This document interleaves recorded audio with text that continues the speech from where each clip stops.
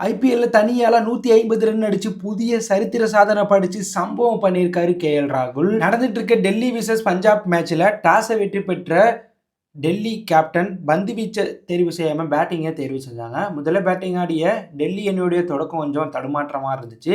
KL ராகுல் 10 run அடிச்சிருக்கும் போதே சசாந்த் சிங்க்கு ஒரு ஈஸியான கேட்ச் வந்து கொடுத்துருப்பாரு. ஆனால் சசாந்த் சிங் அந்த கேட்சை விட அதுக்கப்புறம் கேஎல் ராகுல் தனியால 141 ரன் அடிச்சிருக்காரு. ஆமாம் ஃப்ரெண்ட்ஸ், கேஎல் ராகுல் ருத்ர தாண்டவம் ஆடி பஞ்சாப் பவுலரில் பறக்க விட்டுருக்காரு. ஸோ இருந்தாலும் முதல் விக்கெட்டாக நிசங்கா 7 பாலுக்கு 11 ரன் அடிச்சிருக்கும் போது ஹர்தீப் சிங் போட்ட பாலில் கீப்பர்ட்ட கேட்ச் கொடுத்துட்டு வெளியேறியிருப்பாங்க.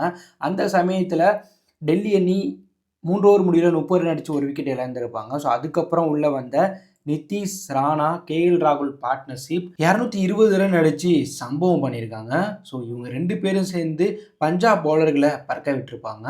குறிப்பாக சொல்லணும்னா 5வது ஓவர் விஜயகுமார் ஓவரில் 16 ரன் அடிச்சிருப்பாங்க இவங்க 2 பேரும் சேர்ந்து.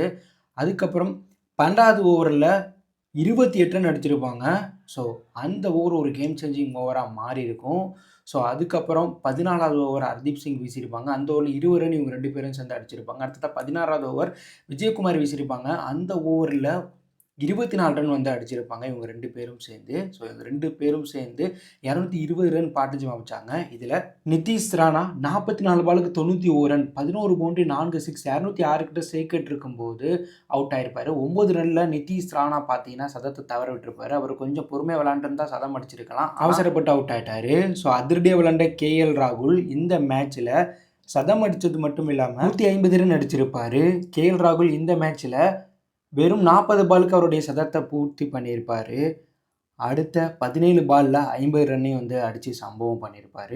கேஎல் ராகுல் இந்த மேட்ச்சில் 67 பாலுக்கு 152 ரன், 9 சிக்ஸ், 16 பவுண்டரி, 226 கிட்ட சேக்கெட் வச்சு முதல் பால்லேருந்து கடைசி பால் வரையும் கிரீஸில் இருந்திருப்பார். ஸோ கேஎல் ராகுல் 152 ரன் இந்த மேட்ச்சில் அடிக்கிறது மூலம் ஐபிஎல் வரலாற்றிலேயே அதிக ரன் அடித்த வீரர்கள் பட்டியலில் 2வது இடம் வந்து பிடிச்சிருக்காரு. அது மட்டும் இல்லாமல் ஐபிஎல் வரலாற்றிலேயே இந்திய வீரராக முதல்ல 150 ரன் அடித்த வீரர் அப்படிங்கிற சரித்திர சாதனையை கேஎல் ராகுல் இந்த போட்டியில் 150 ரன்களுக்கு மேலே ரன் அடிக்கிறது மூலம் படைச்சிருக்காரு. மேலும் 150 ரன் கேஎல் ராகுல் அடித்தனால அவர் தான் இப்போ அதிக ரன் அடித்த வீரர்கள் பட்டியலில் முதலிடமும் பிடிச்சிருக்காங்க.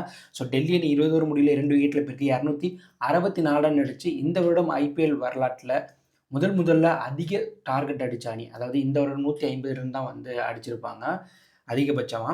ஸோ அதெல்லாம் பீட் பண்ணி இந்த வருடம் டெல்லி அணி 264 ரன் வந்து பஞ்சாபுக்கு எதிராக வந்து அடித்து சம்பவம் பண்ணியிருக்காங்க. ஸோ இந்த டார்கெட்டை பஞ்சாப் ஜெயிக்கணும்னா ஒரு ஓவருக்கு 5 ரன் வாக்கில் வந்து அடிக்கணும். அது மட்டும் இல்லாமல் கேஎல் ராகுல் போல் அங்கேயுமே வந்து பார்த்தோன்னா ஒரு வீரர் 100லேருந்து 150 ரன்களுக்கு மேலே அடிக்கணும்.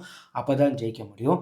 மேலும் கேஎல் ராகுல் ஒரு 10 ரன் இருக்கும்போது சசாந்த் சிங்கு கேட்ச் கொடுத்துருப்பார். அந்த கேட்சை விட்டருடைய விளைவும் டெல்லி அணி இவ்வளோ ரன் அடிக்க, கேஎல் ராகுல் இவ்வளோ ரன் அடிக்க முக்கிய காரணம் தான் ஃப்ரெண்ட்ஸ் சொல்லணும். ஸோ கேஎல் ராகுலுடைய இந்த வெறித்தனமான சம்பவத்தை பற்றி என்ன நினைக்கிறீங்க? இப்படி ஒரு கருத்தை கமெண்ட்டில் லீவ் பண்ணுங்கள். இந்த பிடித்திருந்தால் லைக் பண்ணுங்கள், ஷேர் பண்ணுங்கள், கமெண்ட் பண்ணுங்கள். தேங்க்யூ ஃபார் வாட்சிங்.